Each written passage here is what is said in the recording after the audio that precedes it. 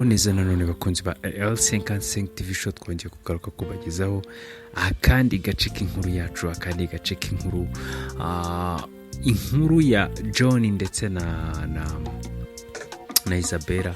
Inkuru navuga ko ubu ngubu atakiri nkaho ari inkuru yabo, twamaje kumenya ko nyine byanga binogana na Isabella nawe ashobora kuba nyine hari akantu gashobora kuba gatangiye kugenda kamusunikira kuri Yeme, umuvandimwe wa John. Intambara naho irakomeje hagati ya John ndetse n'umuvandimwe wiwe nyine Yeme, bari gupfa Isabella. Ndetse muribuka ko niba munabyibuka cyangwa se ku bantu batabyibuka neza tubagarureho gatoya, muribuka ko byose bijya kuba ni John wabigizemo uruhare, ashwana n'umugore we amuziza ko nyine umugore we inda yavuyemo, nyine yirengagije akababaro kose Isabella ari gucamo nawe nk'umuntu wabuze umwana cyangwa se nk'umuntu nawe wakuyemo inda, arabyirengagiza amujugunya hirya ndetse amuca inyuma n'inshuti ye magara ari nayo fiye basigaye babana aka kanya. Rero aka kanya aho tugeze nyine Isabella ari gusa naho nyine atangira gukunda Eme, cyane ko Emewe yamaje kumubwira ko amaje kumubwira akamwiyumvamo. Eme nawe ni umuvandimwe wa John, muri kumva nyine umwe ni umuvandimwe wundi atwara umudamu wiwe, ari gutwara umudamu wiwe, naho undi yari umufriend wiwe, best friend wa Isabella nawe yamutwaye umugabo. Reka twumve hagati aho ngaho utarakora subscribe, kora subscribe kugira ngo utundi dukuru tujye duhora tukugeraho umunsi ku munsi, isaha ku isaha, igihe kagezeho kajye gahita kugeraho mu ba mbere. Ndetse ndababwira ko hagiye kujya hanacaho n'ibindi bintu birenze mu minsi mike cyane. Mu minsi mike turaba dutangiye no gushyiraho filime noneho zigaragara. Ewana we kora subscribe, ubundi tuntu dushyashya tujye tukugeraho umunsi ku munsi. Twakomeje rero ubwashize twari twagereje aho Yeme na John bari bafatanye, papa we na mama wiwe bari aho ngaho. Mama aravuga ati ko mwabyana mwe, iyo mutinyuka mukarwana aho ngaho muri gupfa umuntu w'umudamu, umuntu w'umugore. Ati Yeme ndabyumva, nako John ndabyumva, wenda nakugiriye inama mbi, narakoheje nagize ute, ariko aka kanya uyu n'umuvandimwe wawe, niba yakundanye n'umuntu rero, niba yakunze uriya mukobwa, mureke aka kanya ntabwo nshaka kwitambika mu rukundo rw'umwana wanjye, habe n'umwe n'ukuri kw'Imana. Mumbabarire rero, wowe ufite fiye, ufite abana bawe batatu, ubu ikintu wakabaye ufokasinzeho nicyo kwita ku bana bawe. Niba warabyaye umwana ku ruhande, ukabyarana umwana n'umugore muri kubana aka kanya, ukabyarana n'umugore nanone mwatandukanye ari we Isabella, ataka kanya sinzi ikintu ushaka. Kandi ikindi nanone, umundi wowe urabizi ko aka kanya wajya n'imbere ya Isabella akakwemera, ndabizi ko atakwemera. Rero mwana wanjye, nderi inama nge nakugira nimwe, tuza umese kamwe, wicare hamwe umenye ko umuntu mubana aka kanya ari fiye, kuko Isabella we byagorana.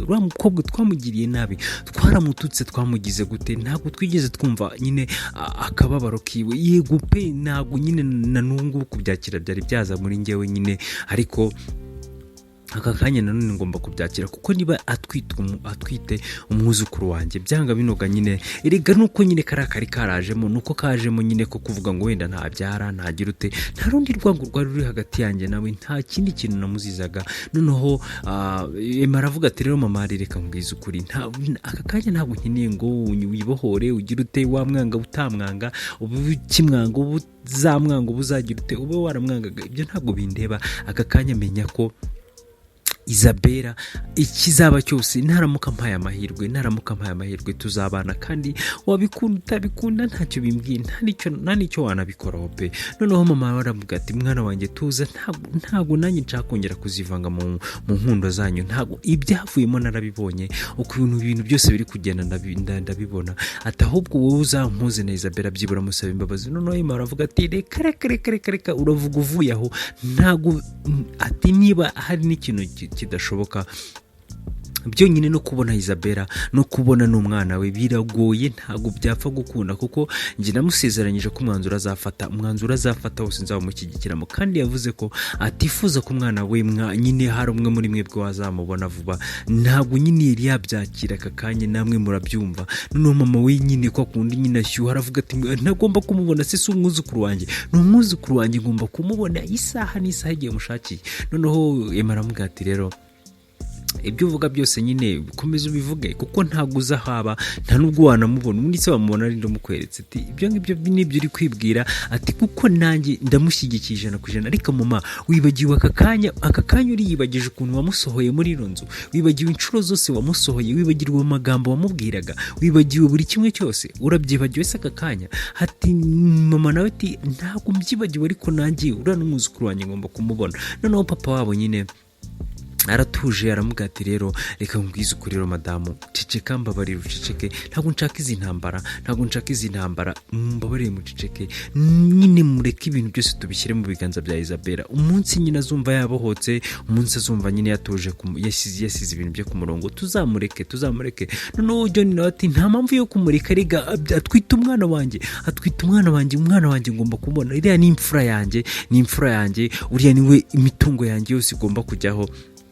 Noneho aramubwira ati ariko imitungo yawe, imitungo yose ufite ni ya Isabella, mugomba kuyigabana. Noneho hajemo n'umwana, ati ariko rero ikintu gishimishije ahangaha ni uko iyo mitungo yawe ntayo dukeneye, imitungo ndayifite, ntabwo yindusha bro, wenda ushobora kuba wumva uri mukuru, ushobora kuvuga ngo wenda mfite amafaranga gutya na gutya, ariko iyo mfite irahagije, imitungo yanjye ni yanjye, rero ni yanjye n'umwana wawe, cyangwa se umwana wanjye ndetse n'umudamu wanjye.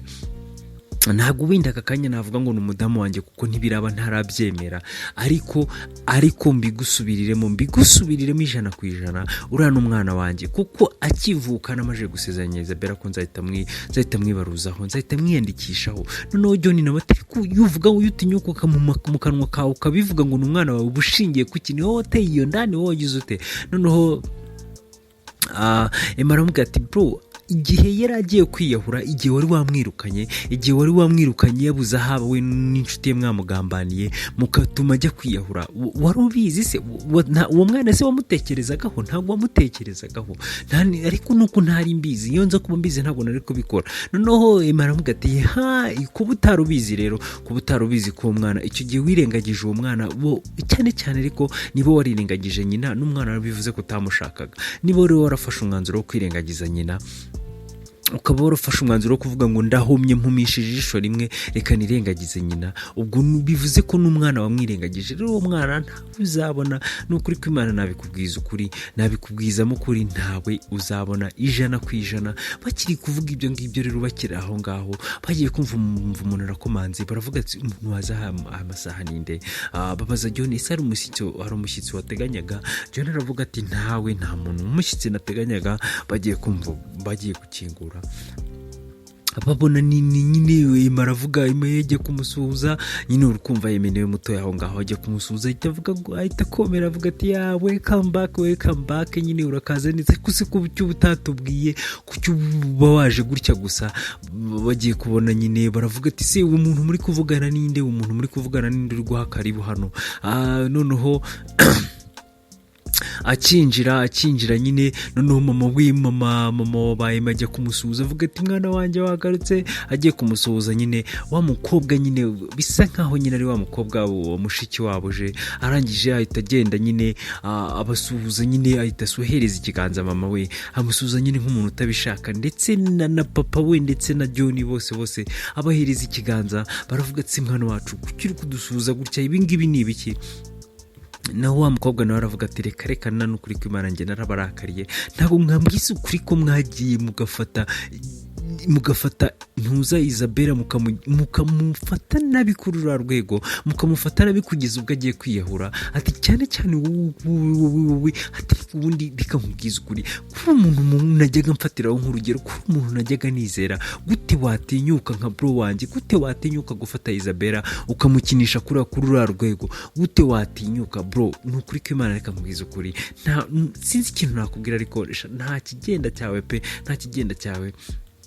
noneho baravuga ati ariko ibyo ngibyo ntabwo ari byo bagakwiye kuduhora, twe turi ababyeyi bawe, uriya se n'iki cyawe? Ati uriya ni inshuti yanjye, uriya yari beriseri wanjye, uriya yari umuntu yari nkaho namufataga nka mukuru wanjye, namufataga nka byose byanjye, niwe muntu nagishaga inama. Ati rero ntabwo nakumva ukuntu mwifata mukavuga ngo none hano ayo makuru mukanayamisha, mwana mukanayamisha. We John naguhamagaye inshuro zingahe, nakubwiye inshuro zingahe, ukagerageza kubimpisha, ukagerageza kugenda ubitsimbatsimba, kumbi wanatandukanye na Isabella, kumbi Isabella ariho nabi, kugeza ubwo amakuru nyahawe n'umukozi ayahabwa n'umukozi ambwira ko Isabella agiye kwiyahura. Nawe uri aho ngaho nta n'ikintu bikubwiye, uri aho ngaho uri kumuca inyuma, uraryohewe. Ati subwo ngo papa nakongera kumva ko nakongera kugufata nka bro wanjye nkawe koko gute papa, nawe mbwiza ukuri, nkawe nakongera kugufata nk'umuntu w'umusaza wangiraga inama, nakongera ko kwisanzuraho gute mama se wowe ho bite byawe? Ati byibura muri abantu mwese, abantu bose muri hano, umuntu utekereza, umuntu ufite ibintu by'ibitekerezo bizima, n'umuntu bitayime wenyine. Ati niwe muntu wenyine nsigaye mba numva nisanzuyeho. Ati kuko nanjye mbona ati umunsi nazanye umugabo hano ibintu bikagenda nabi, mba mbona neza muzahita mumbwira ati reka icyo kigabo cy'ikigori gigite, mba mbona muzahita muncushubikanya. Ati rero ibyo ngibyo ntago n'ukuri kw'Imana ntago nabyihanganira, ntago byashoboka. Twagarutse rero kuri rwa ruhande, kuri wa musirikare yari amaze iminsi atari mu rugo, yaratashye. Agitaha madamu we nyine afite ubwoba, araza aramusuhuza, aramubwira bimeze biteye amakuru. Ati muraho neza se? Ati mwari mumeze mute? Ati base muri kubona ibyo kurya bimeze bite? Inda yawe se umwana bimeze bite? Noneho madamu aravuga ati meze neza nta kibazo. Ati bimeze bite? wabaye iki hahindutse iki? Noneho madamu nako umugabo aravuga ati ikihe si ikibazo cye? Ati genda urebe hariya nakuzaniyemo imbuto, nakuzaniyemo n'utundi tuntu twiza tw'abagore batwite. Umudamu yaragiye agenda afite ubwo, baravuga ati n'umugabo ntago ashaka kundoga, ntago ashaka kugira ikindi kintu kiba nkorera. Ati ubuzima bwanjye n'umwana wanjye buri mu kaga. Ati kuko ntago nabyumva. Ni gute n'umugabo yahinduka aka kanya? None se ubundi twebwe turibaza ngo byagenze bite? Ese haje kuba iki? Ese umugabo yaje kwemera ko nyine bagomba kujijisha uriya mugore? Natwe ntago tubizi, reka dukomeze twumve ese ibya Isabella na Eme birarangira gute? Ese ibya mushiki uje bashihagura byo birarangira gute? Ese ibyo n'umusirikare n'umudamu we byo biragenda gute? Reka dukomeze dutega amatwi kandi gace dutegereze akandi gace ko butaha. Murakoze, mukomeze kugira ibihe byiza. Subscribe ubundi dukomeze kuryoherwa n'inkuru zacu umunsi ku munsi. Murabeho na